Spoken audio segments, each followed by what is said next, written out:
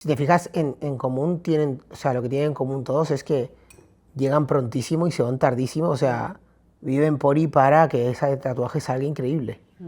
Por encima de lo que le vayan a dar, pagar o Que lo que sea. no importa. Que lo que Casi que sea. si es gratis no le importa, o sea, él quiere que sea increíble o ella. Sí, y algo que entendí fue a rodearme de la gente indicada.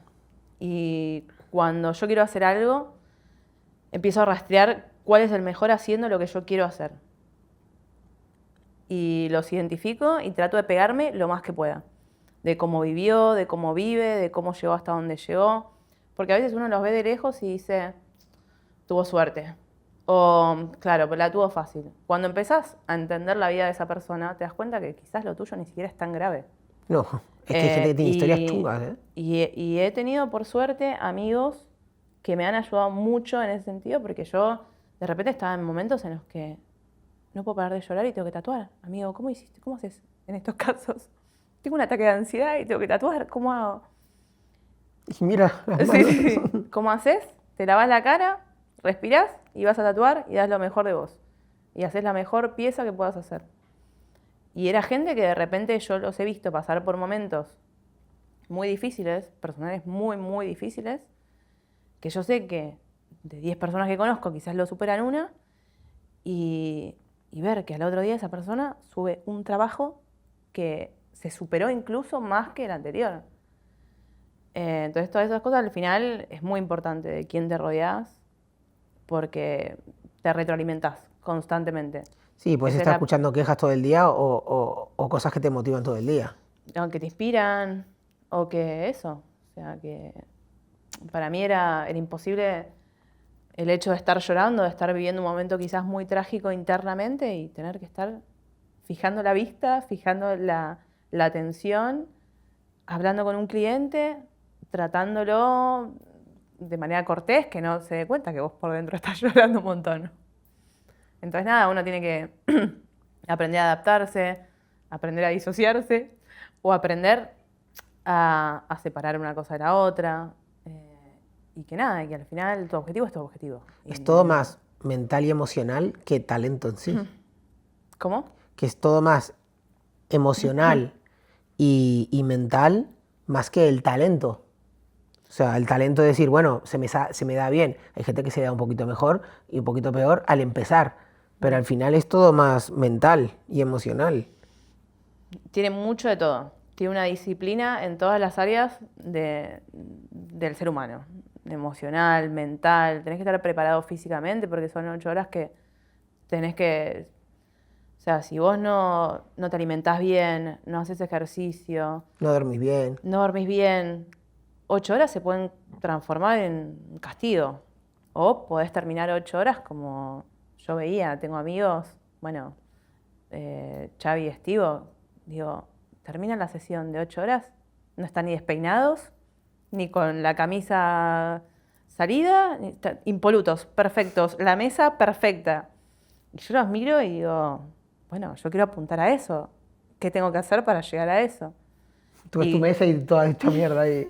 Sí. ¿Y cómo ha hecho? Una vergüenza. Y al final uno, obviamente tenés que tener mucha autocrítica. Y cuando yo miraba mi mesa y cuando miraba mi forma de terminar de trabajar, muy poco profesional, con el pelo así, la mesa así, uno dice, primero no es la imagen que quiero dar, ni tampoco es la persona que quiero terminar siendo. O sea, quiero realmente poder llegar a mi mejor versión. Y cuando empezás a involucrarte más y ves cómo viven, qué hacen, son... Todos lo hacen así. Sí. Te das cuenta de que lo que ves en el estudio es lo que ves en su vida. Sí, tratan de llevar la excelencia a todos los niveles posibles. Y que está bueno, al final eso se convierte en un desafío y al final te convierte en mejor persona, rodearte también de personas que van por el mismo camino, que también son ordenadas, que también aspiran, son ambiciosas. ¿Sabes que pienso que al final tener hábitos cuesta lo mismo tener un hábito que otro a veces? O sea, yo por ejemplo, hay una cosa que es muy tonta y para mí es muy importante, que es si tú tienes la mesa de tatuar y tienes una papelera, te cuesta lo mismo, es casi igual de gratis tirar el papel sucio a la papelera que dejarlo en la mesa. Pero la gente hace montañas de papeles sucios en la mesa. Yo tenía esa mala costumbre. Y yo paso por el estudio caminando y digo, oye, y agarro la mesa, a veces se deja la papelera lejos, entonces como está lejos, pues, lo dejo aquí. Yo paso y le pongo la papelera y digo, aquí tienes la papelera y me voy, en plan, tirar los malditos No, papeles. al final son hábitos y se dice que cuesta 21 días construir un hábito, más Si quieres. aproximadamente. Si quieres Bueno, construirlo. si al final, claro, si al final sos persistente, consistente y tenés la paciencia y realmente lo querés lograr, se estima ese tiempo. A partir de ahí, obviamente uno a veces tiene ciertas prioridades. A mí hubo momentos en los que me estallaba la cabeza con que tengo que ir de a poco. Acá estoy tratando primero de pagar mi alquiler, después veo qué hago con los papeles arriba de la mesa. Pero es verdad que conocer a estas personas que vos decís, uy, esta persona también la está viviendo difícil y está pudiendo tirar los papeles adentro del tacho de basura.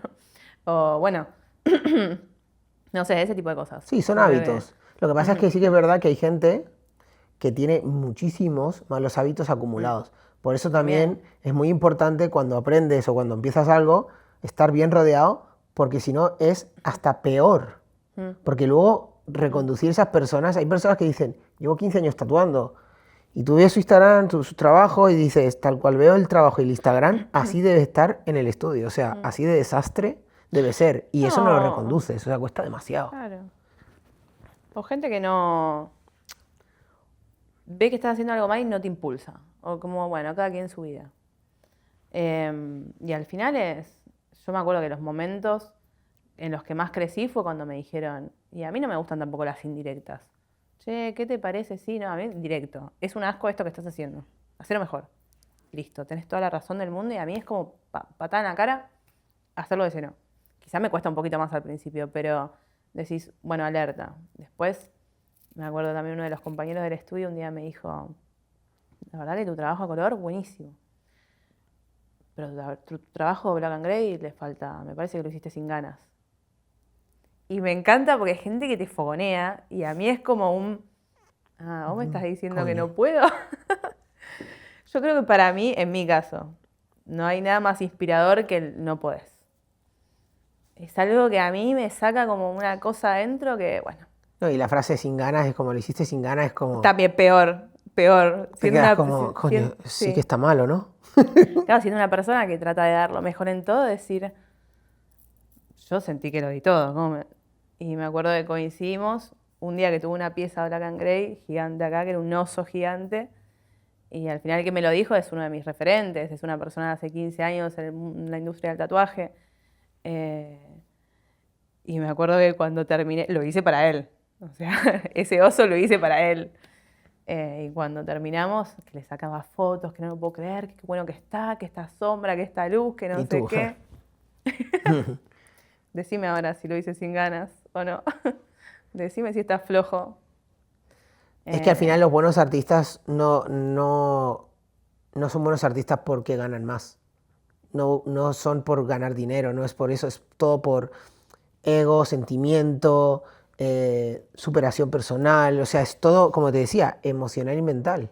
Eso hace que el talento y la práctica y la técnica crezca sin límites gracias a esa obsesión que tienen con más, más, más, más.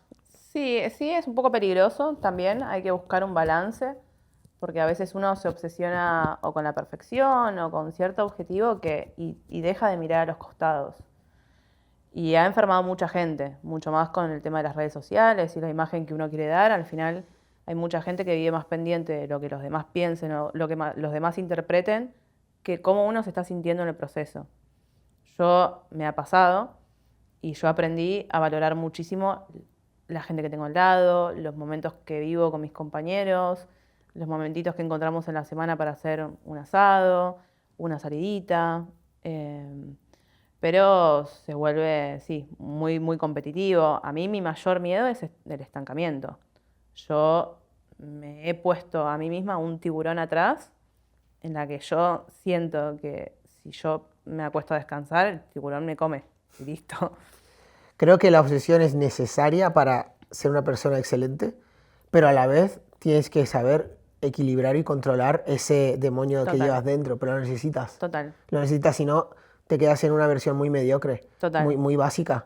Entonces necesitas eso para ir para adelante, pero a la vez eso te puede matar. O sea, que tienes que La saber. mediocridad, otra palabra que me parece horrible.